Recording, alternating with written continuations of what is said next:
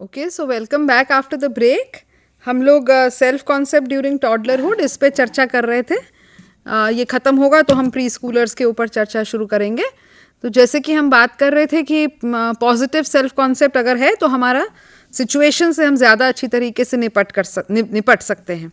और ये सब चर्चा इसलिए की गई क्योंकि जैसे कि स्लाइड में भी हम देख रहे हैं, फाउंडेशंस ऑफ सेल्फ कॉन्सेप्ट, जो लास्ट पॉइंट है, foundations of self concept are laid in the early years of childhood. हमारा सेल्फ कॉन्सेप्ट पॉजिटिव होगा या नेगेटिव, तो ये हमारा अर्ली ईयर ऑफ चाइल्डहुड में ही डिटर्मिन हो जाता है। तो अब देखें कि कैसे होता है, सेल्फ कॉन्सेप्ट बनता कैसे है। तो पहली बात तो है कि बच्चे को ये पहले भावना अपने अंदर बनानी है, या ये समझ अपने अंदर उसके जब डेवलप होगी कि वो दूसरे लोगों से अलग है। जब बच्चा बॉर्न होता है तो उसको ये आभास नहीं है कि वो दूसरे लोगों से अलग है। ये धीरे धीरे होता है इन्फेंसी में, और वंस अगेन ये उसके संज्ञानात्मक विकास से जुड़ी हुई है बात। अब कैसे बच्चे को धीरे धीरे एहसास होता है? धीरे धीरे हम माता पिता बच्चे को मालिश करते हैं, धीरे धीरे हम उसकी बताते हैं उसको, ये तुम्हारा हाथ, ये आँख, ये कान, इस तरीके से हम नेम करने लग जाते हैं। बच्चा भी देखता है कि अच्छा मेरा पैर लगा तो ये चीज़ हिली, यानी पैर और ये जो चीज़ है, जो गेंद है, ये दोनों अलग चीज़ें हैं। तो उसको एहसास होने लगता है कि ये मेरे बॉडी पार्ट्स हैं। तो इस तरह धीरे धीरे 1 साल तक बच्चा, because of once again activity करता है, तो बच्चे को एहसास होता है कि ये सब जो उसके बॉडी पार्ट्स हैं, he is a separate person as compared to others. So by interacting with others, by playing with objects, and by exploring their own body, children develop an awareness of the self. So by दूसरों के साथ बात करते हुए, objects के साथ खेलते हुए, and by exploring their own body, the children develop an awareness of their own self. Now around actually की आइडिया कि ये मैं हूँ, ये बच्चे को समझ जो है ये लगभग 1.5 वर्ष की उम्र में आती है। और इसके लिए साइंटिस्ट ने एक बहुत अच्छा सा एक एग्जाम्पल किया है कि बच्चा अब अपने आप को शीशे में पहचानने लगता है। अगर हम बच्चे को शीशा दिखाते हैं इस समय, और तो उसको ये समझ में होती है बात कि ये मेरी रिफ्लेक्शन है। इसका बहुत इंटरेस्टिंग एग्जाम्पल एक रिसर्चर्स ने किया है कि वो क्या करते हैं, एक बच्चे को शीशा देते हैं और उसको अपनी शक्ल शीशे में भी दिख रही है, और एक लाल बिंदी जैसे जैसे बच्चा शीशा देख रहा है उसकी नाक पे लगा देते हैं। अब अगर बच्चा सोचता है कि शीशे में उसी की शक्ल है, तो लाल बिंदी को वो अपनी नाक पे छूता है। और अगर बच्चा सोचता है कि शीशे में कोई दूसरा बच्चा है, तो वो जो लाल बिंदी है उसको शीशे में छूता है। तो इस एक्सपेरिमेंट को करने से साइंटिस्ट ने ये निष्कर्ष पे पहुंचे हैं कि बच्चे को लगभग 1.5 से 1.25 वर्ष की उम्र में यह एहसास होने लगता है कि वो दूसरों से अलग है। और इसमें बच्चे की अपनी एक्टिविटी और दूसरे लोगों का बच्चे को उसकी बॉडी के बारे में बताना, दोनों चीज़ें ही जुड़ी हुई हैं। 2 वर्ष का होते होते बच्चे फोटोग्राफ में पहचानने लगते हैं अपनी शक्ल। अगर आप उन्हें दिखाएं तो वो अपने आप को पहचानने लगते हैं। और आप ये भी देखेंगे कि वो 2 साल का होते होते दूसरों के बिहेवियर को डायरेक्ट करने लगते हैं। यानी कि वो कहेंगे तुम ये मुझे ला के दो, तुम ये पकड़ो, या अगर वो कोई कार्य नहीं कर सकते तो उससे कराएंगे। तो यानी कि ये एहसास उनको दिख रहा है कि ये मैं हूँ और ये कोई दूसरा व्यक्ति है जो ये कार्य कर सकता है। लैंग्वेज में भी, भाषा में भी अब उनके आई, मैं, ये वाले शब्द आने शुरू हो जाते हैं। तो ये एहसास दिलाता है कि बच्चा स्वयं को दूसरों से अलग पहचानने लगा है। और जब वो अपनी वस्तुएं के प्रति बहुत पॉसेसिव हो जाता है, अपनी चीज़ देने नहीं चाहता किसी दूसरे को। एक समय होता है जब बच्चे की चीज़ आसानी से आप ले सकते हैं, किसी और को भी खेलने को दे सकते हैं। और जैसे ही बच्चे को स्वयं की संकल्पना होती है, उसको ये चीज़ वो वहाँ पे उस समय कॉन्फ्लिक्ट का फिर एक उठ पड़ता है, क्योंकि बच्चे को मैं की समझ आ गई है। जेंडर कॉन्सेप्ट के बारे में मैंने बात करी थी कि शायद पिछली स्लाइड देख नहीं पाए लोग या थोड़ी देर के लिए, तो ये 2 मिनट के लिए खुद ही पढ़ लें स्लाइड, अगर कुछ लोग पढ़ना चाह रहे हो। I would also like to say that maybe there are we are not getting any calls from the southern states, so I don't know whether it is because the students are put off that we are talking in Hindi and so there are no calls, but we had really hoped that because the slides are in English and commentary. Okay, call from Punjab, we'll take it. Yes, Punjab.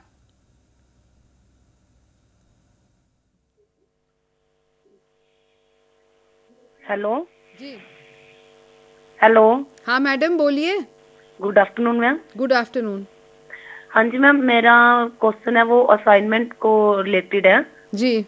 तो मैं पूछना चाहती, जो assignment हमने submit करवानी है हम्म। या as a कैसे बनानी है, वो हमें लिंक बताएं तो अच्छा रहेगा। मैम कौन सा लिंक बताना है, मैं समझ असाइनमेंट। नहीं। लिंक का मतलब क्या, कहीं लिखी हुई तो नहीं है असाइनमेंट, आपको खुद नहीं नहीं बना। मैम, लिखी तो नहीं हुई है। हाँ। एज ए मॉडल हमें थोड़ा सा। No madam, there is no model. हम दो कर चुके हैं, 2 सत्र कर चुके हैं असाइनमेंट पे, ठीक है मैम। डिस्कशन कर चुके हैं। अब आपने शायद रिपीट सत्र भी नहीं देखा। उस समय भी मैंने ओके ये मैम। बात क्लियर करी थी कि कोई मॉडल नहीं है असाइनमेंट का जिसको देख के आप असाइनमेंट बना पाएंगे। ठीक है आपको मैम। असाइनमेंट बनाने के लिए खुद ही कोर्स मटेरियल पढ़ना है। ठीक है मैम। जो ये रोज हमारा डिस्कशन हो रहा है, ये कोर्स मटेरियल पे ही हो रहा है। ठीक है मैम। इस डिस्कशन का एम ये है कि आपको कोर्स मटेरियल समझने में आसानी हो। तो जैसे ठीक है जैसे मैम। ये डिस्कशन हो रहा है, आपको साथ साथ, ये मैं रोज ही कहती हूँ, आप लोग रिलेटेड ब्लॉक पढ़िए। कोई ठीक है एक मैम। आखिरी के दिन में बैठ के आप असाइनमेंट नहीं बना पाएंगे। असाइनमेंट बनाने की प्रक्रिया का पहला स्टेप है कोर्स मटेरियल पढ़ना। ठीक है मैम। ठीक। और हाँ जी। अपने कोर्स मटेरियल पढ़ के समझ के अपने शब्दों में जो प्रश्न हैं सारे, उसका उत्तर देना। कोई और कुंजी मत खोलिएगा, ये भी मैं पहले बता चुकी हूँ। कोई आपको ज़रूर पॉसिबल है कि इग्नू के कोर्स के ऊपर भी आपको कुंजियाँ मिलें और वो बोलें कि ये कुंजी कर लीजिए, इसमें से असाइनमेंट निकाल लीजिए। वो कुंजियाँ भी गलत बनी होती हैं, आधी अधूरी होती हैं। कुंजियों पर को आधार बना के उसमें से असाइनमेंट मत निकालिएगा। ओके। और बी असाइनमेंट के 3 पार्ट हैं, ए बी और सी। बी और सी पार्ट हैं प्रैक्टिकल एक्टिविटी, पहले बात हो चुकी है, शायद आप सत्र नहीं अटेंड करे हैं। ये है आपकी प्रैक्टिकल मैनुअल DEC 1 की। इसमें प्रैक्टिकल एक्सरसाइजेज लिखी हैं जिसको आधार बना के आपने सेक्शन बी और सी करना है। सो इस सेक्शन बी और सी में आपको बच्चों को ऑब्जर्वेशन करनी है और ऑब्जर्वेशन रिकॉर्ड करके उसका एनालिसिस करना है। 1 मिनट जस्ट होल्ड करिए, let me just complete this. अगले 3 दिन है हमारे पास, फ्राइडे सैटरडे संडे कोई काउंसलिंग नहीं होगा।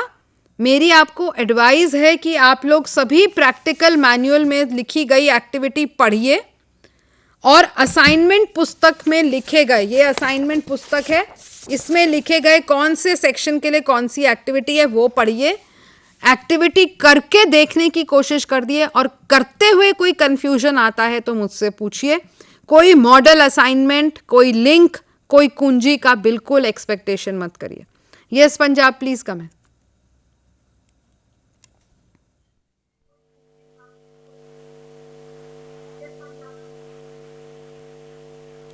हेलो जी।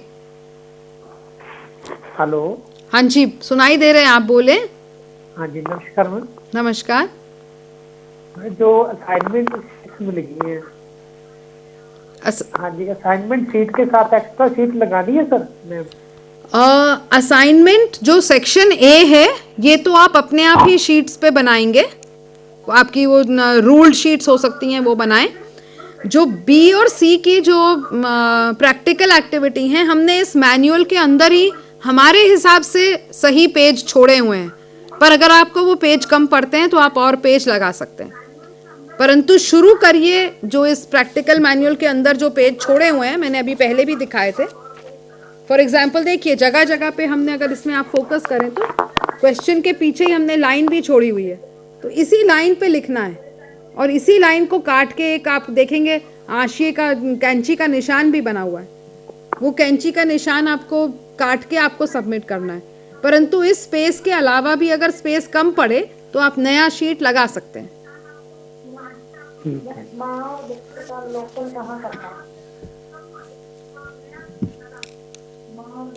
और बच्चे का अवलोकन कहाँ करना है? मुझे आपकी बात पीछे से सुनाई दे रही है। हाँ जी, हाँ जी। आपको उस एज ग्रुप का माँ और बच्चा ढूंढना है, कहीं भी हो सकता है, आपके नेबरहुड में हो सकता है, आपके परिवार में हो सकता है। For example exercise 4 is saying observe a mother or father's behaviour with an infant who is between 9 to 12 months of as.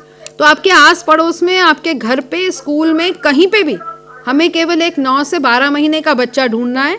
उस परिवार में जाना है, माता पिता से परमिशन लेनी है कि क्या मैं 10 महीने, आप 10 मिनट जो आप बच्चे के साथ बातचीत करते हैं मैं उसके जस्ट रहूंगी और रिकॉर्ड करूंगी, नोट करूंगी, नोट करनी है, दैट्स इट। कहीं पे भी हो सकता है, it can be anywhere, even in the park. Point ये है कि उस समय बातचीत करें माता पिता बच्चे से, दैट्स ऑल। तो अक्सर बेटर ये रहता है कि अगर आपका कोई नोन ऐसा परिवार है, उनके घर आधे पौने घंटे के लिए चले जाइए। नॉर्मल तरीके में जब वो अपने बच्चे के साथ बात करें तो 10 मिनट का टुकड़ा उसमें से ऑब्जर्व करके लिख लीजिए, क्योंकि कई बार अगर आप स्पेशली बच्चे किसी को कहेंगे कि आप बात करिए तो वो बड़ी आर्टिफिशियल सी बात लगती है। Is it clear?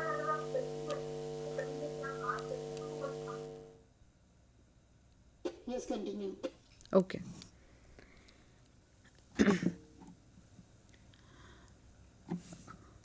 Okay, so we were talking about gender concept, where we were talking about there are 3 steps in the formation of gender concept. 3 चरण होते हैं। फर्स्ट इज जेंडर आइडेंटिटी, बच्चा ये बता पाए कि मैं लड़का हूँ लड़की। और 1-1.5-2 वर्ष का होते ही जो बच्चे हैं वो मेन और विमेन के बीच में डिफरेंस उनको नजर आने लगता है, खासकर कपड़ों और हेयर की लंबाई को देखते हुए। 2 साल का बच्चा कैन आइडेंटिफाई हिज और ओन सेक्स कि मैं लड़का हूँ या लड़की, और 2.5 साल का होते होते वो दूसरों का सेक्स भी आइडेंटिफाई कर पाते हैं। पर हाँ, अभी वो शायद ये धारणा नहीं समझ पाते कि जेंडर कांस्टेंट रहता है। यानी अभी अगर उनको कोई जिसको उन्होंने अभी फीमेल पहचाना था, अगर वो कोई मेल की ड्रेस पहन के आए तो उनको वो लगता है कि ये तो आदमी है और ना कि वुमन है। तो ये जेंडर कॉन्स्टेंसी जो है ये धीरे धीरे आके उभरती, स्टेबलाइज होती है अराउंड 5-6 ईयर्स ऑफ एज। और साथ ही साथ बच्चों में sex role stereotype, sex role concept की भी धारणा समझ में आती है। सेक्स रोल कॉन्सेप्ट यानी हर कल्चर में ये कुछ मानदंड है कि पुरुषों को क्या करना चाहिए, महिलाओं को क्या करना चाहिए। तो बच्चे जब अपने आसपास के कल्चर में लोगों को उस प्रकार देखते हैं तो उनके दिमाग में भी ये धारणाएं अर्जित होने लगती हैं कि महिलाएं क्या करती हैं, पुरुष क्या करते हैं, महिला कैसे व्यवहार करती हैं और पुरुष कैसे व्यवहार करते हैं। तो ये बात वो लोग ग्रहण धीरे धीरे बच्चे करने लगते हैं, विशेषकर प्री स्कूल ईयर्स में। लगभग इस यूनिट के अंत में आते हुए हम समाजीकरण की प्रक्रिया यानी सोशलाइजेशन के ऊपर बात कर रहे हैं। हम सारा जो सामाजिक होने का जो एक प्रक्रिया है, the process of being social, हम जिस कल्चर में जन्म लेते हैं हम वहाँ के रीति रिवाज सीख के जन्म नहीं लेते। ये रीति रिवाज हम पैदा होने के बाद लोगों के साथ अंतक्रिया के दौरान सीखते हैं, और इस प्रोसेस को कहा जाता है सोशलाइजेशन यानी समाजीकरण। लर्निंग द नॉर्म्स, नॉर्म्स मतलब वहाँ के क्या उचित व्यवहार माने जाते हैं उनको सीखना। और हमारे जो भी हम कल्चरल ग्रुप में हैं हम उस कल्चर के नॉर्म्स सीखते हैं। इसलिए एक कल्चर से दूसरे कल्चर में भिन्नताएं भी होती हैं और कई बार वो भिन्नताएं काफ़ी कॉन्फ्लिक्ट का कारण भी बन जाती हैं। परंतु हम ये मान के चलें कि हर कल्चर अपने आप में एक पूर्ण कल्चर है, किसी भी कल्चर में कुछ गलत या सही नहीं है। उस कल्चर के मानने वाले ऐसा मानते हैं और इसलिए वहाँ के लोग उस प्रकार का व्यवहार करते हैं। उधर के कल्चर वाले लोग कुछ और मानते हैं और उनका व्यवहार उस प्रकार से होता है। जब तक कि ये जो व्यवहार हैं ये किसी को हानि ना पहुँचाएं तब तक व्यवहार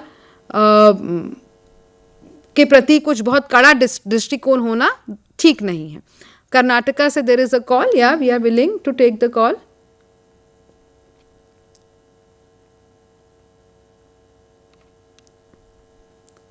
Call from Karnataka. We are willing to take your call. Please ask.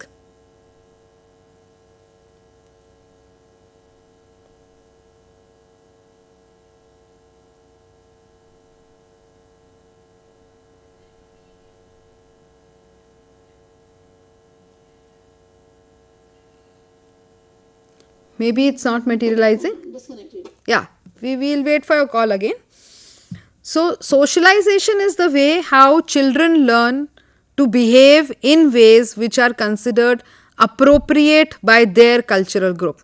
And in the early years, parents are the main agents of socialization. माता पिता ही हैं जो सबसे पहल बच्चे को अपने समाज के अनुरूप व्यवहार करने की शिक्षा देते हैं।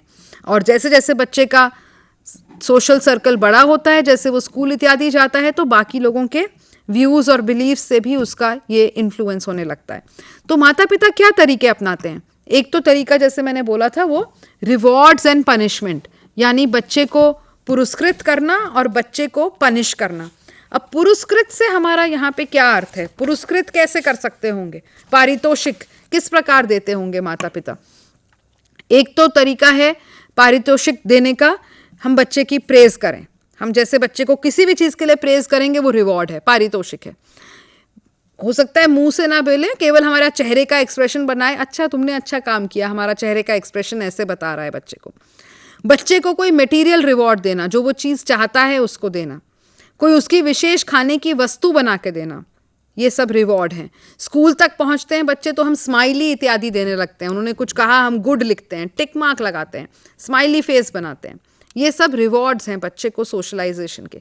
जिन भी बिहेवियर्स को हम रिवॉर्ड करते हैं वो स्ट्रांग हो जाते हैं, जिन बिहेवियर्स को हम पनिश करते हैं वो वीक हो जाते हैं। पनिशमेंट के क्या तरीके हो सकते हैं? अनफॉर्चुनेटली हमारे देश में बच्चों को हम फिजिकल पनिशमेंट भी करते हैं, जो कभी भी नहीं करनी चाहिए। बच्चे को हम थप्पड़ मार देते हैं, कोई दूसरी बात नहीं समझते। अनफॉर्चुनेटली हम बच्चों को बहुत वर्बल पनिशमेंट भी देते हैं, हम उनको अब्यूज़ करते हैं। अब्यूज़ इन द सेंस हम कह सकते हैं पागल है, क्या सोच रहा है, ना समझ है, बुद्धू है। बहुत छोटी सी बात हमें लगती है पर बच्चे के अंदर बहुत गहराई से जाती है। This is verbal abuse. In fact punishment should not be use, such forms of verbal and physical punishment, इस प्रकार का शारीरिक दंड और मौखिक रूप से बच्चे को भला बुरा कहना कभी भी इस्तेमाल नहीं करना चाहिए। थोड़े से हल्के तरीके हो सकते हैं बच्चे को ये दिखाने के कि उसने जो व्यवहार उचित किया है वो ये ठीक नहीं है। मान लो वो कहीं उसने कुछ व्यवहार किया है तो हम उसको कहीं वो खेलने जाना चाहता है शाम को, तो हम कह सकते हैं नहीं आपने तो आज ऐसा किया, आज आप 15 मिनट लेट जाओगे खेलने से। या हम कई बार उसको कोई चीज़ हमने लाके खरीद के देनी थी तो हम कह सकते हैं हम ये नहीं खरीद के लाएंगे क्योंकि जब तक आपने तो ये किया, आपका व्यवहार जब तक ठीक नहीं होता। कई बार अनफॉर्चुनेटली हम बच्चे को अपना okay call from Chennai.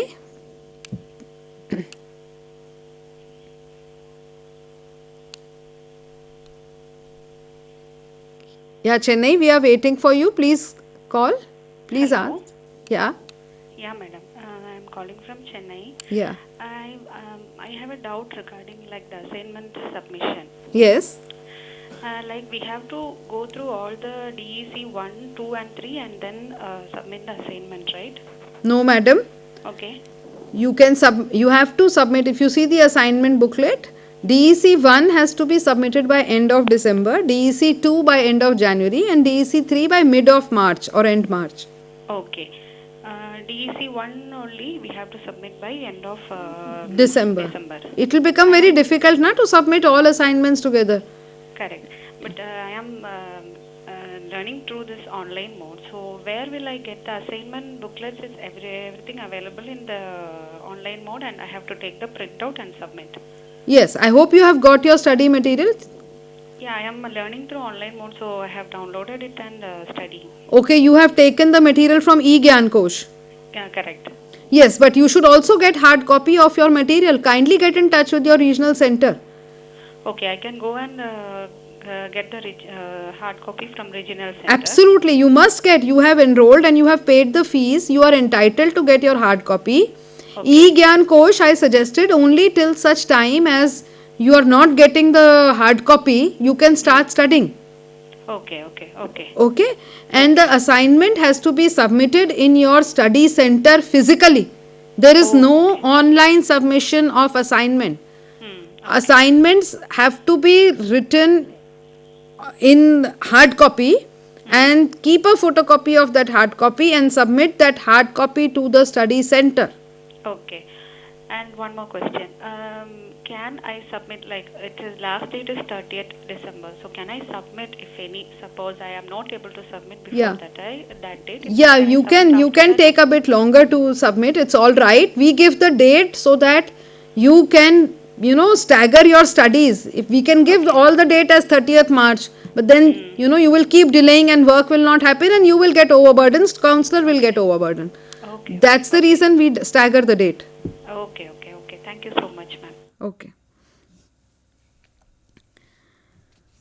So as I said, punished actions will become less frequent and will disappear. However, punishment, as I said, physical and verbal punishment should be avoided. Punishment, if at all has to be used, has to be very mild in terms of perhaps restricting. बच्चा जो करना चाहता था वो थोड़ा सा उसका restrict कर दें.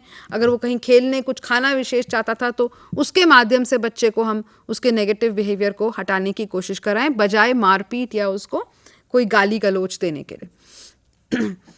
सो इस समय बच्चे को बेस्ट ये है, क्योंकि वो अभी टॉडलर ही है, तो उसको डिस्ट्रैक्ट करने से ही डिसिप्लिनिंग इस समय बेस्ट होती है. अगर वो कुछ चीज़ के पीछे अड़ ही गया है तो उसको वहाँ से डिस्ट्रैक्ट कर दीजिए, बजाय कि उसी की तकरार में हम फंसे रहें और एक ईगो की चीज़ वो बन जाती है. बच्चा कह रहा है और हम कह रहे हैं नहीं, और वो माता पिता और बच्चे के बीच में एक ईगो क्लैश हो जाता है. हम तुरंत ही उस चीज़ को वहाँ से हटा के डिस्ट्रैक्ट करें बच्चे को. That is a much better idea. और बच्चा इसके अलावा चिल्ड्रन ऑब्जर्व ऑल्सो, जो लास्ट का यहाँ पे पॉइंट हमने लिखा है, imitation of the activities of the adults is a major way through which children learn. So बच्चे एडल्ट्स को देख के, उन्हें ऑब्जर्व करके, उन्हें इमिटेट करके भी सीखते हैं. इसलिए, और विशेषकर उन बच्चों को जिनसे बच्चे को लगाव है.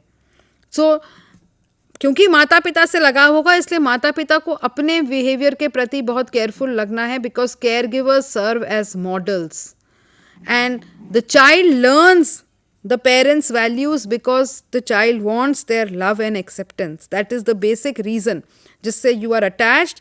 You want that person to keep loving you and accepting you, and therefore you agree to do what that person wants, and that is a major way of learning the approved behaviours of a particular society.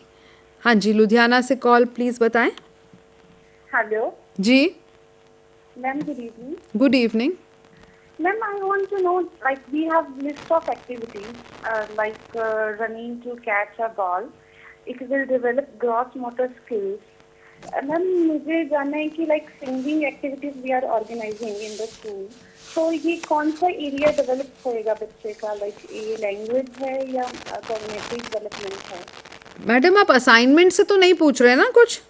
नहीं ma'am, मैं question last जो है ना, मैं वो आपके साथ ही साथ चेक कर रही थी. पहले भी मैंने इसी रिगार्डिंग कॉल की थी आपको. कौन से लास्ट के क्वेश्चंस मैडम? एनीवे, दोबारा अपना क्वेश्चन पूछ लीजिए. आप ये पूछ रहे हैं कि सिंगिंग एक्टिविटी किस तरीके से बच्चे को क्या डेवलप करती है, इज दैट इट? जी जी. Okay okay. सो एक तो हम इस बात पे, हमारा पूरा यूनिट है on music and movement activities, we will come to that, but आपने क्वेश्चन पूछा है तो we can discuss it right now. Now singing fosters development in many different areas. एक तो लैंग्वेज डेवलपमेंट हो ही रहा है और वोकेबुलरी डेवलपमेंट हो रहा है.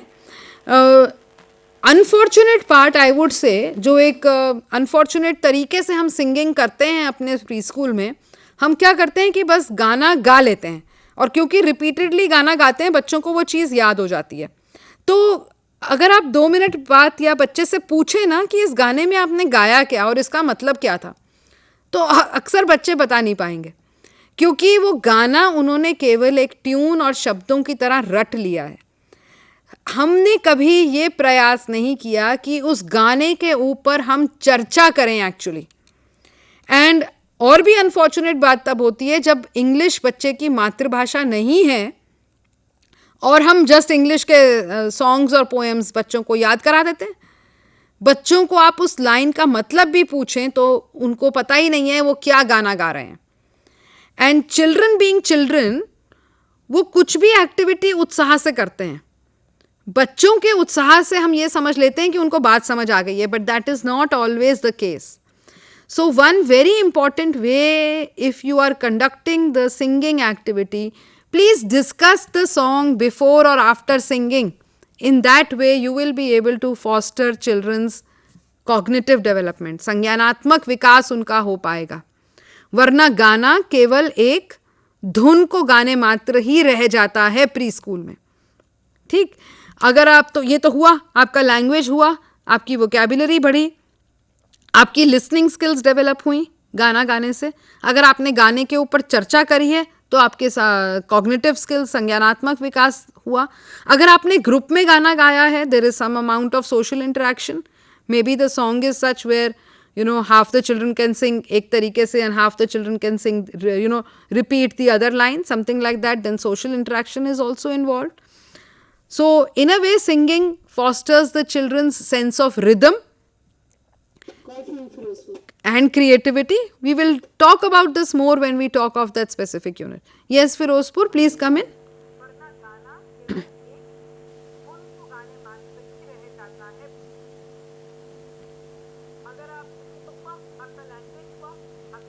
Firozpur, waiting for your call. Question, yes, बोलिए. हेलो मैम, मैंने ये पूछना था आपसे कि जो स्टडी मटेरियल का मैसेज आ रहा है कि जो भी उन्होंने दिए हैं खन्ना से या लुधियाना से आके ले जाएं, अभी तक मुझे मैसेज नहीं आया बुक्स का. मैडम, शायद आपने पहले भी पूछी थी ये बात और मैंने ये कहा था कि आप थोड़ा फ़ोन करके पूछिए कि आपका कहाँ रह गया मटेरियल. मैम मैंने पूछा था, परसों पूछा था, वो परसों बोल रहे कि आपको मैसेज आएगा तभी आना, लेकिन 2 दिन बीत गए अभी तक आया नहीं. मैं तो इसमें आपको यही सलाह दूंगी कि आप रेगुलर क्या आपके बाकी लोगों ने जिन्होंने एनरोल किया था उनका आ गया मटेरियल? हाँ, सभी का आ गया, मेरा ही नहीं आया. नहीं, इट इज़ पॉसिबल कि उन्होंने आपसे पहले एनरोल किया हो. ऐसा है कि उन्होंने आपसे महीने 2 महीने पहले एनरोल किया हो, आपने बाद में किया हो, ये भी पॉसिबल है. ये देखिए.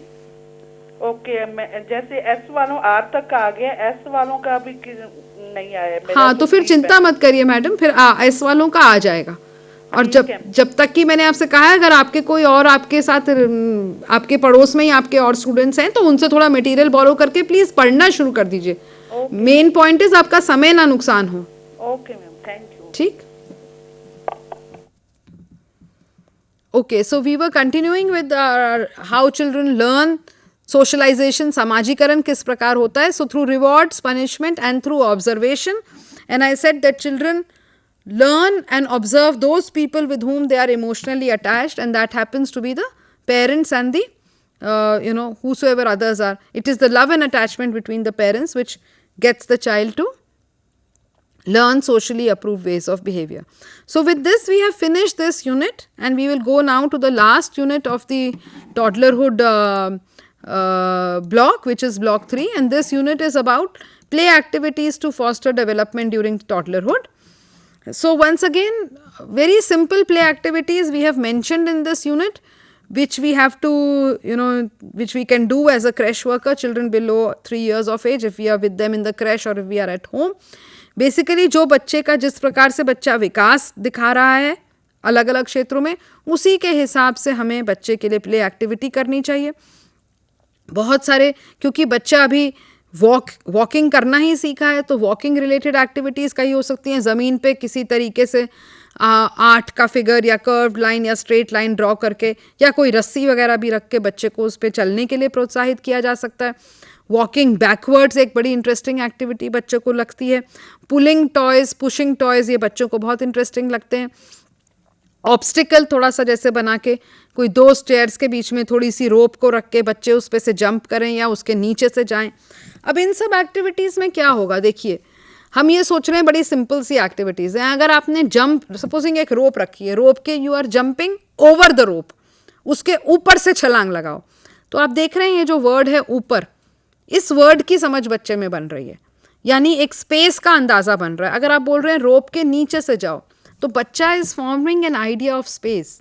All of this is related to the child's cognitive development and it's a very important aspect of ये जो सिंपल देखने में एक्टिविटीज़ हैं, actually these are having a lot of potential for developing the child's cognition and developing the child's physical development, developing the child's fine motor abilities.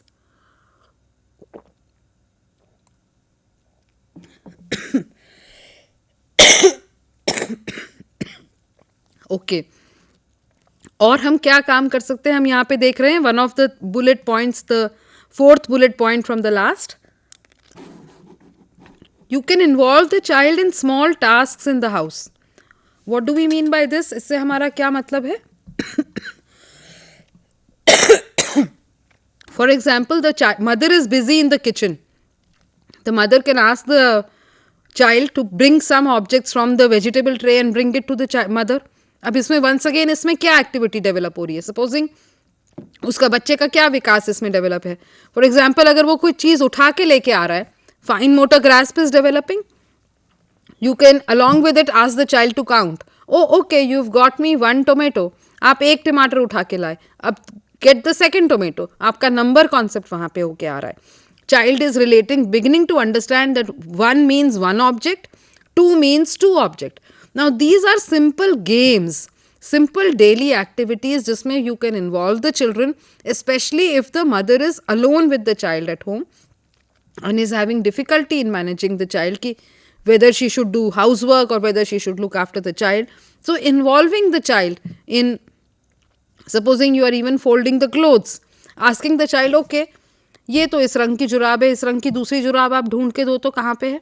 So this activity in itself will keep the child busy for 5 minutes. And what have you done? इसके बीच में बच्चे का जो है colour concept strengthen हो गया है, matching की एबिलिटी आ गई है, all of which is necessary for the developing the child's cognitive development या संज्ञानात्मक विकास. वंस अगेन इसमें नज़रिया हमें अपना बदलना है. हमें यह सोचना है कि रोज़मर्रा के जो हम काम कर रहे हैं उसमें बच्चे को इन्वॉल्व कैसे किया जा सकता है.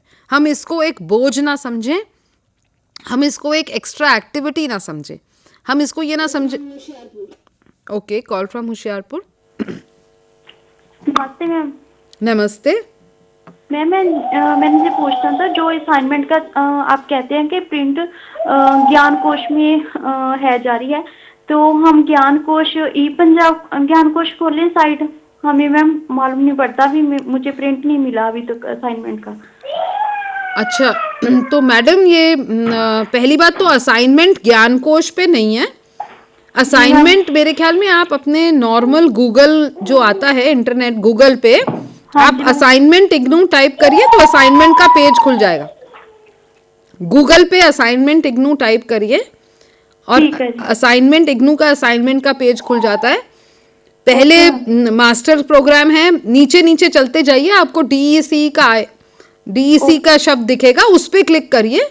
उस पे पहला आइटम है जनवरी 2019 जुलाई 2019, वो आपके असाइनमेंट है. इंग्लिश में भी है, हिंदी में भी है. ठीक है मैम. जो असाइनमेंट हमने बनानी है वो जो हमें मटेरियल मिला है उनके हिसाब से बनानी है, जो हम जहाँ अपने शब्द में हम यूज कर सकते हैं उसमें. बहुत अच्छा पूछ रहे हैं आप मैडम. पहली बात है कि आप असाइनमेंट बनाने के लिए पहले मटेरियल पढ़िए. जी मैम. और फिर अपने शब्दों में लिखिए तो बहुत ही अच्छी बात है. ठीक है मैम. क्योंकि कई लोग केवल किताब से कॉपी करके लिख देते हैं. जी जी मैम. पर जब आप फाइनल इम्तिहान में जाएंगे तो अपने ही शब्दों में लिखना होगा. ठीक है मैम. पर कहना मुझे ये है कि कोई मटेरियल पढ़ा है, आपका प्रोग्राम भी मैं रोज डेली सुनती हूँ. मैं ये कहना चाहती हूँ कि जो हेडिंग है वो अपने हिसाब से भी हम कर सकते हैं ना. कौन सा हेडिंग मैडम? मैम जो अपने क्वेश्चन में आंसर देना है ना, वो अपने हिसाब से भी हम हेडिंग यूज कर सकते हैं ना. मैडम अब दो बातें मुझे कहनी है. अपने हिसाब से आप अपने शब्दों में बिल्कुल लिखिए, पर कहानियां मत गाइए, है ना. मुझे सभी लर्नर्स को ये कहना है कि क्योंकि मैं बहुत पेपर चेक करती हूँ इसलिए बोल रही हूँ, जस्ट ऐसे ही नहीं बोल रही हूँ, कि कई लोगों की ये मानसिकता है बच्चों का कोर्स है, बच्चे तो हम जानते हैं, हम पढ़ाते हैं, हम कुछ भी लिख देंगे वो चलेगा. तो मैडम कहने का मेरा मतलब है कि अपनी कहानियां नहीं चलेंगी. ठोस जो कार्यक्रम में संकल्पनाएं और कॉन्सेप्ट्स दिए हैं उनको अपने शब्दों में लिखिए. बच्चों के ऊपर मनगढ़ंत अपनी रोज की ऑब्जर्वेशन से अगर आप लोग असाइनमेंट या इवन इम्तिहान देंगे तो आप लोग पास नहीं हो पाएंगे. ठीक है मैम. मटेरियल पढ़ना क्लियर करना था. हाँ, मटेरियल पढ़ना मैं भी आपको क्लियर कर रही हूँ कि मटेरियल पढ़ना जरूरी है. कोई कुंजी से नहीं पढ़ना है, मटेरियल के हिसाब से उत्तर देना है, अपनी जनरल ऑब्जर्वेशन के हिसाब से मन घड़ंत उत्तर नहीं दीजिए. अगर आपका मतलब ये है कि हम अपने हिसाब से लिख सकते हैं, नो. ओके, ये मुझे आपको मेन बात क्लियर करनी है, क्योंकि कई बार हम पर्चे इवैल्यूएट करते हैं, उसमें बहुत आम बातें लिखी हैं, वो आम बातों से कहीं आगे है हमारा कोर्स. हमारा कोर्स जो है ये ठोस प्रमाणों पे आधारित है.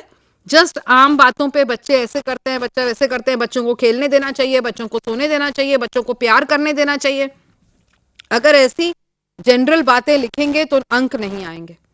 बहुत ठोस बातें लिखी हैं कोर्स में, वही ठोस बातें आपके असाइनमेंट और आपके टर्म एंड एग्जाम में आएंगी तो पास हो सकेंगे। आगे चलते हैं। ये मैं आपको कुछ उदाहरण बता रही थी कि किस प्रकार बॉल इत्यादि से खेलना। ये सब खेल जो हैं देखने में बड़े सिंपलिस्टिक हैं। बॉल ऊपर से फेंकी, नीचे से फेंकी, टनल के अंदर गई, पर इन सब खेलों के दौरान, जैसा कि आप यूनिट में भी पढ़ेंगे देखेंगे, बच्चे का संज्ञानात्मक, भाषाई, क्रियात्मक, कल्पना, इन सभी शक्तियों का विकास हो रहा है। मेक बिलीव प्ले भी बच्चे खेलते हैं। मेक बिलीव यानी प्रिटेंड करते हैं कि वो टीचर हैं, मम्मी हैं, पापा हैं, और आगे अपना खेल बढ़ाते हैं। कई गेम्स एंड मटेरियल्स लाइक बच्चों को कंटेनर, आप एक कंटेनर ले सकते हैं, उसके ऊपर जो उसका ढक्कन है उसको अलग अलग शेप में काट सकते हैं। ऐसे कई बने बनाए टॉयज भी मिलते हैं। अब जब बच्चे कंटेनर के अंदर एक पर्टिकुलर, मान लो कोई पेबल डालना चाहेंगे या कोई ऑब्जेक्ट डालना चाहेंगे, तो उसके आकार के हिसाब से घुसेगा, छोटे आकार में, बड़े आकार का नहीं घुसेगा। तो इस खेल के माध्यम से हम देख रहे हैं किस प्रकार साइज की संकल्पना की डेवलपमेंट शुरू होगी। चकोर अगर कटा हुआ है तो उसमें सर्कुलर चीज नहीं घुसेगी। तो आप शेप की संकल्पना की यहाँ पे बात कर रहे हैं।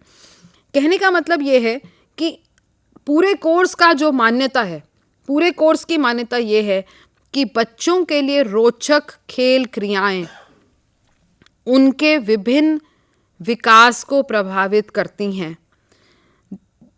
जबकि हम क्या अनफॉर्चुनेटली आजकल कर रहे हैं कि बच्चे को इन्हीं वर्षों में फॉर्मल एजुकेशन दे रहे हैं जो बच्चे के लिए स्ट्रेसफुल है।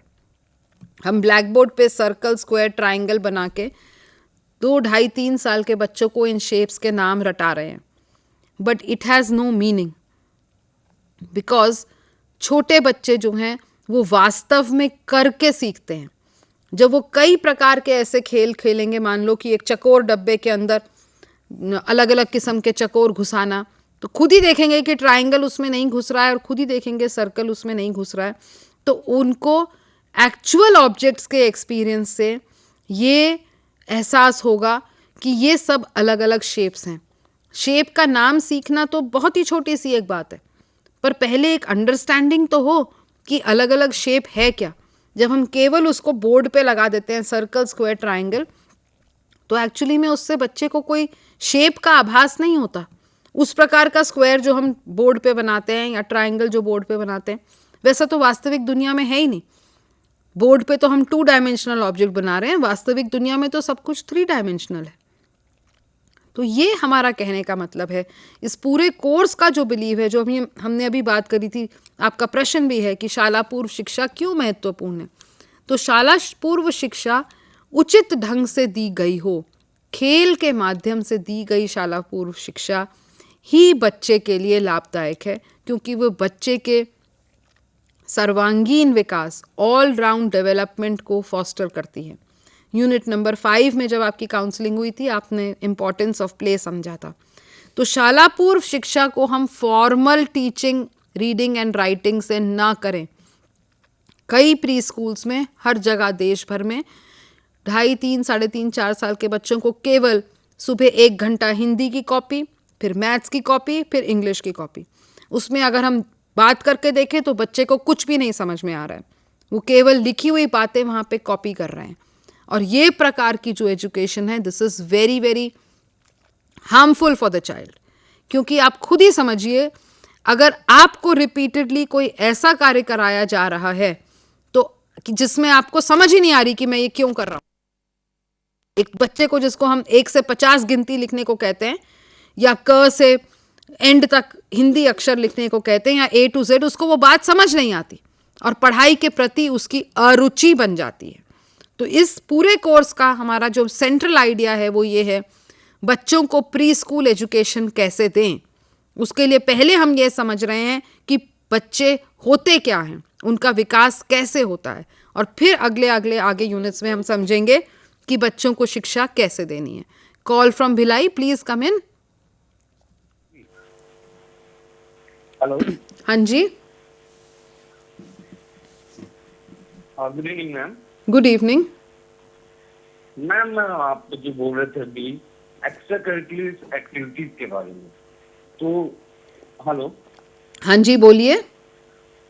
मैम, एक्टिविटीज के लिए क्वेश्चन ये था मेरा कि मेरा बच्चा क्लास 4 में पढ़ता है, तो आंसर क्वेश्चन तो लिखा देते हैं, बट एक्स्ट्रा करिकुलर एक्टिविटीज में एक्स्ट्रा क्वेश्चन कैसे लिखना है वो नहीं बताते हैं। तो एक्स्ट्रा कर लिखने के लिए भी प्रैक्टिस होना चाहिए, वो तो प्रैक्टिस करा नहीं पाते, वो तो सिलेबस में ही बिजी हो जाते हैं। तो जब आप बोलेंगे कि बच्चे को एक्स्ट्रा आंसर उनको अपने वर्ड्स में आंसर लिखना है, तो जो प्रैक्टिस ही नहीं होगी तो वो लिखेंगे कैसे क्लास में मैम? ये फर्स्ट पार्ट था। और सेकंड पार्ट ये था मैम मेरा कि जैसे मेरे बच्चे ने एक जगह आंसर क्वेश्चन पूरा सही लिखा था, लेकिन मैम ने उनको पूरे क्वेश्चन को गलत कर दिए कि पनिश करने के लिए कि आपने 2 बार क्वेश्चन ही लिखा है। तो क्या ऐसा नेगेटिव मार्किंग भी सही है मैम? फर्स्ट की प्रैक्टिस होना चाहिए स्कूल में अपने तरीके से लिखने के लिए, वो तो हो नहीं पाता। तो टीचर्स को भी अवेयर होना चाहिए उस बारे में, ताकि बच्चे भी उसको प्रैक्टिस कर सके। और सेकंड, नेगेटिव मार्किंग के बारे में, तो पॉजिटिविटी लाने के लिए, नेगेटिव लाने के लिए क्या एक्टिविटीज में कैसे इंक्रीज होना चाहिए मैम, अगर टीचर्स मोटिवेट नहीं हो रहे हैं तो? सर मुझे पूरा क्वेश्चन आपका समझ नहीं आया, क्योंकि बीच में पता नहीं आपकी वॉइस, जो मुझे समझ आया मैं जवाब दे रही हूँ। अगर कुछ गलत हो तो दोबारा पूछिएगा, थोड़ी सी क्लैरिटी से पूछिएगा। मुझे ये समझ में आया कि आप ये कह रहे हैं कि अपने क्वेश्चन, अपने जवाब, अपने वर्ड्स में जवाब लिखना है। तो पता नहीं ये पहले जो मैंने स्टूडेंट को जवाब दे रही थी उससे आपने लिया या क्या। तो मैं तो वो स्टूडेंट को ये कह रही थी जो हमारे डीईसी के स्टूडेंट हैं, वो ये पूछ रहे थे कि क्या अपने वर्ड्स में जवाब देना है। तो मैंने उन्हें कहा हाँ बिल्कुल अपने वर्ड्स में जवाब दीजिए, परंतु किताब में जो लिखा है उस पे आधारित हो। जस्ट जनरल ऑब्जर्वेशंस के बेसिस पे असाइनमेंट के उत्तर मत लिखिएगा। ये तो मैंने हमारी स्टूडेंट को जवाब दिया था। आप शायद आगे ये भी पूछ रहे हैं कि बच्चे जो स्कूलों में पढ़ते हैं, बच्चे जब अपनी मर्जी से आंसर लिखते हैं, अपने शब्दों में आंसर लिखते हैं, तो टीचर उसको नेगेटिव मार्किंग करती है। तो आई एग्री विद यू, ये बहुत एक अनफॉर्चुनेट चीज़ है हमारे एजुकेशन सिस्टम की, कि बच्चे को अपनी खुद की थिंकिंग व्यक्त करने का मौका नहीं मिलता है स्कूल में। और बिल्कुल सही आप कह रहे हैं कि टीचर ट्रेनिंग की आवश्यकता है, कि teacher should not expect bookish answers, but she should expect the child to write by thinking on his or her own. Now unfortunate part happens is कि टीचर्स कई बार खुद उतनी ट्रेनिंग प्राप्त नहीं होती हैं, और उनको लगता है कि किताब में ही जो लिखा है बस वही ठीक है, अगर बच्चे ने वही लिखा तो वही सही है। So this is a very unfortunate thing, and as a parent I can understand कि आपको काफ़ी कन्फ्यूजन भी है, डिलेमा भी है, कि अगर बच्चे को एक तरफ आप बच्चे को चाह रहे हैं कि उसकी अपनी थिंकिंग डेवलप हो, पर दूसरी तरफ जब टीचर ही उसको उसके लिए नेगेटिव मार्क दे रही है, तो as a parent you will be worried कि बच्चे के फाइनल मार्क्स क्या आएंगे। So you are very right, this is a very unfortunate situation in our country about the education system. इसका कोई एक आसान रास्ता नहीं है, आप सही कह रहे हैं। सो आई होप मैंने आपका जवाब दिया है। अगर नहीं दिया है तो आप प्लीज़ दोबारा क्वेश्चन पूछ लिए, थोड़ा धीरे बोलिएगा इस बार ताकि। और एक्स्ट्रा करिकुलर एक्टिविटीज़ का पता नहीं आप क्या कह रहे थे, मुझे समझ में नहीं आया कि किस चीज़ में एक्स्ट्रा करिकुलर एक्टिविटीज़ की बात हम कर रहे थे। So many more activities are described in the unit, and I suggest that आप उसको पढ़ें। कुछ बहुत आसान यूनिट है, कुछ बहुत मुश्किल यूनिट नहीं है। रिपीट करें हम एक्टिविटीज़ कुछ गैप के बाद। बच्चों को हम खुद ऑब्जर्व करें जब बच्चे खेल रहे हैं, उससे हमें बच्चों को ऑब्जर्व करने से उनकी कैपेबिलिटीज़ के बारे में बहुत जानकारी मिलेगी, which will help us to plan more activities for them. Unit के अंदर इन सब तरीके के टॉयज़ बनाने के बारे में भी चर्चा की गई है। If you read up you can yourself make many of these materials which are described in the unit. So essentially activities for toddlers. हाँ जी भटिंडा, हाँ जी please ask your question.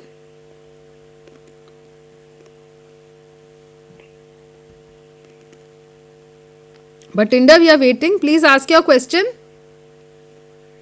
Okay hello हाँ जी ma'am good evening ma'am Good evening, बोलिए.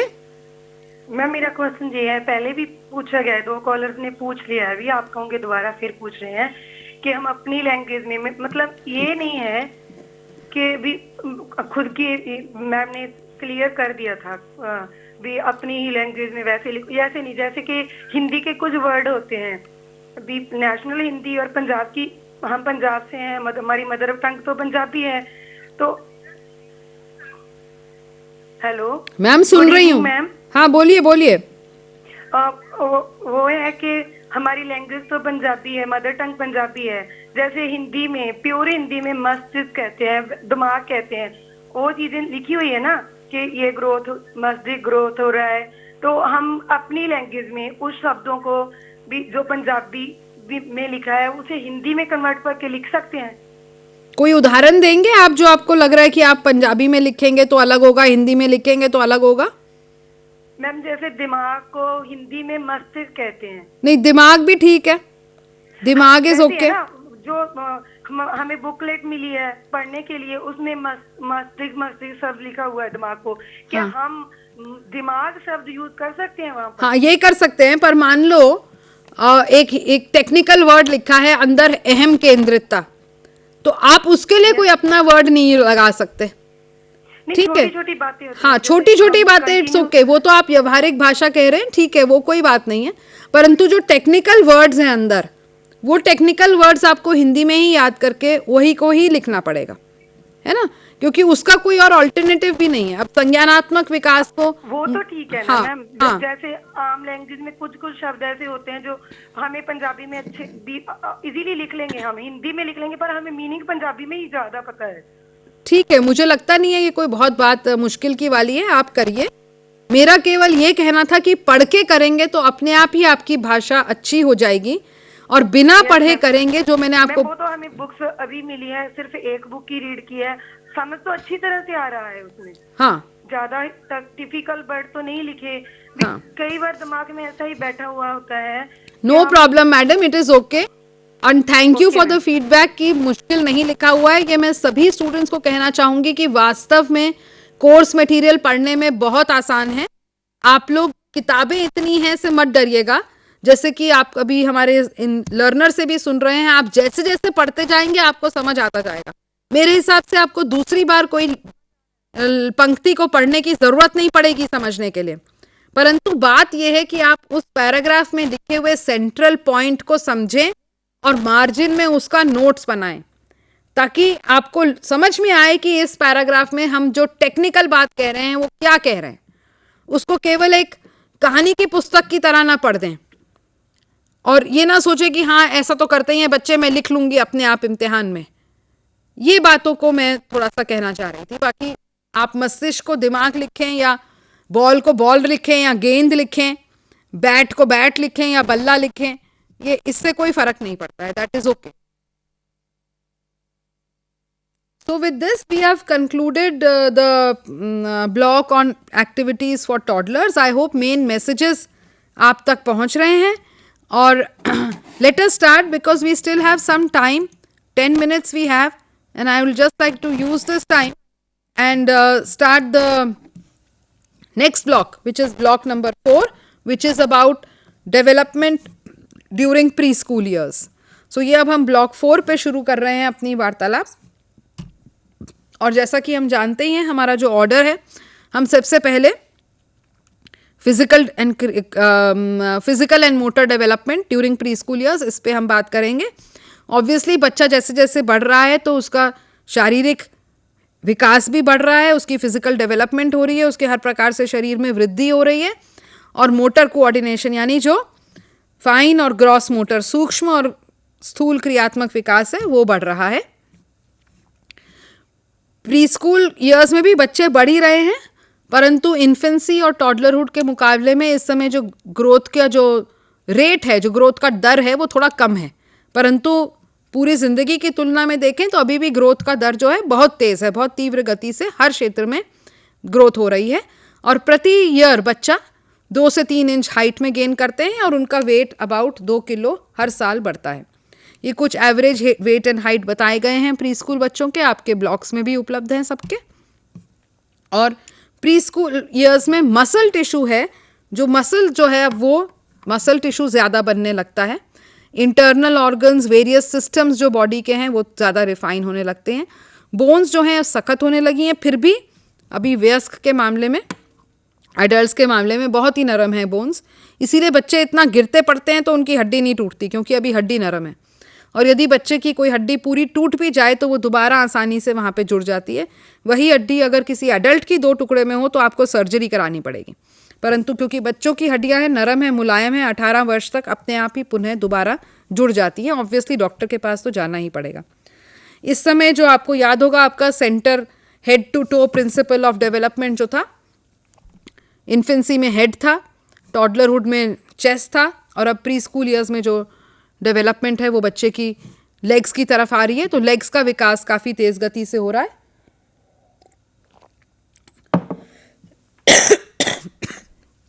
और इस समय बच्चे के जो लेग्स हैं वो about half her body length को अकाउंट करते हैं, यानी हमारे जो व्यक्ति की आधी लंबाई है वो लेग्स के कारण होती है। और इस समय वो प्रोपोर्शन जो है प्री स्कूल ईयर्स में वो बच्चे पा चुके हैं। ब्रेन निरंतर बढ़ रहा है पहले 6 वर्षों में, और 6 वर्ष का होते होते बच्चे का ब्रेन लगभग 90% ऑफ द एडल्ट वेट है। जैसा पहले बता चुकी हूँ, ब्रेन के बढ़ने का मेन कारण है बच्चे को इंटरेस्टिंग और एनरिचिंग एक्सपीरियंसेस, जिसके कारण जो उसके नर्व सेल्स हैं उनके बीच में कनेक्शन बढ़ेगा। जितने ज़्यादा कनेक्टेड होंगे नर्व सेल्स, उतना ज़्यादा ब्रेन ग्रोथ है। क्योंकि ब्रेन ग्रोथ हो रहा है, इसलिए बच्चे की मूवमेंट्स के ऊपर कंट्रोल भी बेटर हो पा रहा है। और हर चीज़ को, पेंसिल को पकड़ने की या कैंची से काटने की या मोती में धागा पिरोने की गतिविधियां बच्चे अब और बेहतर रूप से कर पा रहे हैं। Because of the developing brain there is greater control on the fine motor, the hands and the fingers. Also जो सेंटर टू पेरिफेरी जो आपका डायरेक्शन ऑफ डेवलपमेंट था, प्री स्कूल ईयर्स 6 वर्ष का होने लगा है बच्चा, तो ऑब्वियसली फिंगर के ऊपर कंट्रोल जो है वो काफ़ी अच्छा आ जाएगा। बच्चों को preschoolers are far sighted, यानी उनको दूर की चीज़ जो है ज़्यादा ईजिली नज़र आती है। And their eyes are fully developed by the time they are 8 years of as.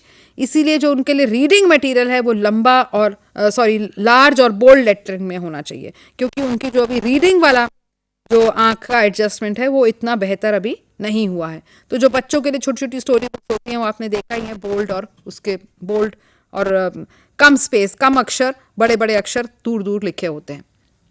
Muscular development हो रहा है, muscles are becoming thicker, stronger, body movements are becoming more efficient.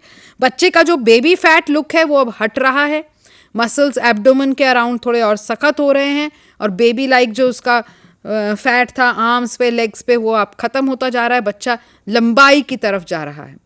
और जो चेंजेस हैं ये सब इसके कारण बच्चे का जो बैलेंस है और पोस्चर जो है वो और इम्प्रूव्ड है। इसलिए वॉकिंग जो है बहुत काफ़ी कंट्रोल्ड हो चुकी है, और आगे आगे बच्चे का जो रनिंग है वो भी बहुत कंट्रोल में, वो भागना दौड़ना कर सकता है। टॉडलर की जो वॉकिंग थी, अचानक झटके से चलना, झटके से रुकना, ये सब चीज़ें अब प्री स्कूल ईयर्स में ज़्यादा स्मूथ हो रही हैं। लंग्स का एक्सपैंड और कॉन्ट्रैक्ट होना ज़्यादा एफिशिएंट हो गया है, इससे जो बच्चे की ब्रीदिंग है वो थोड़ी स्लोअर हो गई है और डीप हो गई है। टॉडलर का जो सांस होता है वो हम देखते हैं कैसे ही लगता है, इतनी जल्दी जल्दी तेज़ श्वास आता है, जल्दी जल्दी ऐसे लगता है सांस गया निकला। प्री स्कूलर का सांस जो है थोड़ा ठहर के निकलता है। Heart beat also, heart is an organ is developing, heart beat is becoming slower and more steady, and because of this अब बच्चा ज़्यादा उछल कूद मचा सकता है। ग्रॉस मोटर स्किल्स, हमने बात की थी कि जबकि टॉडलर 3 साल तक होते होते बच्चा ऊपर तो चढ़ पाता है एक पैर के बाद दूसरा पैर रखते हुए, पर उतरते समय वो अभी एक सीढ़ी पे दोनों पैर ही रखते हैं और रेलिंग भी पकड़ते हैं। धीरे धीरे 4 वर्ष का होते होते बच्चे एक पैर एक सीढ़ी पे रखते हुए उतर भी सकते हैं, और जब वो इससे पूरी तरह कॉन्फिडेंट हो जाते हैं तो कई नए तरीके निकालते हैं सीढ़ी से उतरते हैं, कि कभी 2 सीढ़ी का छलांग मार के, कभी 1 सीढ़ी का छलांग मार के, जैसा वो चाहें। तो ये सब बच्चे की बढ़ती हुई फिजिकल डेवलपमेंट हमें दिखा रहा है। 5 वर्ष का होते होते उनकी रनिंग भी बहुत कंट्रोल में हो जाती है, वो जहाँ चाहे रुक सकते हैं, जब चाहे भागते भागते अपनी डायरेक्शन बदल सकते हैं, अचानक रुक सकते हैं, अचानक शुरू कर सकते हैं दौड़ना, और उनका रनिंग का जो लेंथ है वो भी इंक्रीज होता है। जंपिंग में क्या इम्प्रूवमेंट है? टॉडलर जब जंप करता था तो बस अचानक ही अपने पूरे शरीर के साथ ही जंप कर देता था। अब जो बच्चा जब जंप कर रहा है तो थोड़ा सा झुक के जंप कर रहा है, जो कि एक्चुअल झुकिंग का तरीका है, और अपनी आर्म्स के सहारे अपने आप को आगे को फेंकते हुए जंप कर रहा है, नीज बेंड कर रहा है, जिसका फायदा ये है कि जब आप जंप करके नीचे उतरते हैं तो आपके नीज को झटका नहीं लगता है। टॉडलर जो था वो सीधे के सीधे ही नीचे जंप कर रहा था। और लगातार बच्चे ऑब्स्टिकल से जंप करने उनको अच्छा लगता है, ऊंचाई की ऑब्स्टिकल हो या लंबाई में हो। हॉपिंग यानी एक टांग पे उछलना अब वो कर पाते हैं और अपने को बैलेंस कर पाते हैं ऐसा करने के लिए। और इस समय आप देखेंगे स्टापू जैसे खेल इस समय निकल के आते हैं, या एक दूसरे को लंगड़ी टांग वाला जो खेल, हॉप एंड चेज जो है, लंगड़ी टांग वाला खेल इस समय निकल के आता है, क्योंकि बच्चा ये सब कर पा रहा है। स्किपिंग भी बच्चे, रस्सी कूदना जो है 6 इयर्स के अराउंड शुरू हो जाती है। बॉल को फेंकने, थ्रोइंग और कैचिंग की प्रक्रिया भी उनकी ज़्यादा रिफाइन हो जाती है। पहले जब बच्चा ऐसे ही बॉल फेंक देता था और आती थी तो अपने शरीर को लेके पकड़ता था, अब बच्चा अपनी थोड़ी बॉडी को मूव करके, रोटेट करके बॉल फेंकता है और पैर उसके ज़मीन पे काफ़ी सुदृढ़ तरीके से लगे रहते हैं। इसी तरीके से बॉल को पकड़ने की भी जो उसकी प्रक्रिया है वो मच बेटर होती है, और अब वो शरीर के सहारे बॉल नहीं पकड़ता है, अपने दोनों हाथों में शरीर से थोड़ा दूर ही बॉल को पकड़ सकता है, एंटिसिपेट कर सकता है बॉल किस तरफ आएगी और कहाँ पे उसको जाना है। तो क्योंकि बच्चे की इतनी फिजिकल स्किल बढ़ रही है, इसलिए वो जानबूझ के डेलिबरेटली मुश्किल तरीके से काम करने के तरीके ढूंढते हैं, जस्ट अपने आप को एक नया चैलेंज देने के लिए। तो इस बात को हमें इसके लिए प्रति संवेदनशील रहना है। फाइन मोटर स्किल्स में स्क्रिबलिंग उनकी हमने बात करी थी। स्क्रिबलिंग पहले छोटा बच्चा केवल आड़ी तिरछी लाइनें कर रहा था, पहले वो चीज़ को उसके पकड़ने का भी तरीका था कि पूरी अपनी मुट्ठी में पेंसिल पकड़ लेता था। अब जो बच्चा है वो अपनी पहली उंगली और थंब के बीच में पेंसिल पकड़ता है। अब उसकी स्क्रिबलिंग में आप सर्कल देख सकते हैं, लंबी लाइनें देख सकते हैं, horizontal, cross, square, triangle, diamond, इस प्रकार के फॉर्म्स आप देख सकते हैं। और केवल अब बच्चा लाइनें ही नहीं खींच रहा है, हम बच्चे के लिए उन लाइनों का कुछ मतलब है। जैसे कि मैंने पहले भी कहा था, हो सकता है हमें ना समझ आए, परंतु बच्चे से हम पूछेंगे तो वो बताएगा उसने क्या बनाया है। 5 वर्ष का होते होते उनकी ड्राइंग में आप पीपल, लोगों की, एनिमल्स या ट्रीज की आप देख सकते हैं, और धीरे धीरे एक आदमी का चेहरा भी उनकी ड्राइंग में आ जाता है, जिसमें वो एक सिर के लिए एक गोल और पैरों के लिए 2 लंबी लाइनें, हाथों के लिए 2 लंबी लाइनें। आप अक्सर अगर देखें बच्चों की ड्राइंग, तो बच्चों की ड्राइंग के प्रति हम थोड़ा रिस्पेक्ट दिखाएं, क्योंकि जो बच्चे की ड्राइंग है वो असल में उसकी बुद्धि को दर्शा रही है, केवल कागज़ पे कुछ काली पीली लाइनें ही उसने नहीं करी हैं। सिजर्स को यूज़ करके बच्चे कटिंग भी कर सकते हैं, सिजर्स ब्लंट हो। समय हमारा ख़त्म होता जा रहा है और इसी समय पे मैं ये वाला ब्लॉक भी ख़त्म करूँगी, क्योंकि आगे की जो बात है इस यूनिट में वो न्यूट्रिशन के ऊपर है। न्यूट्रिशन पे हमारा अलग कोर्स है, हम उस पर भी बात करेंगे। तो अब मिलते हैं मंडे को, यूनिट के हिसाब से यूनिट नंबर 18 पे हम बात करेंगे। और वंस अगेन मैं कहूँगी कुछ पढ़ाई करके रखें, कुछ अपने प्रश्न पूछें जो आपको जहाँ पे मुश्किल आ रही हो। सभी लर्नर्स का बहुत बहुत थैंक यू करना चाहूँगी। आप लोग प्रश्न पूछते हैं, यहाँ सुनते हैं, तो हमें भी यहाँ से कहने पे बहुत अच्छा लगता है, हमारा उत्साह बना रहता है। A big heartful thanks to all the regional directors for making this live teleconferencing happen, for passing on the communication to learners. Have a very good weekend and see you all again refreshed on Monday.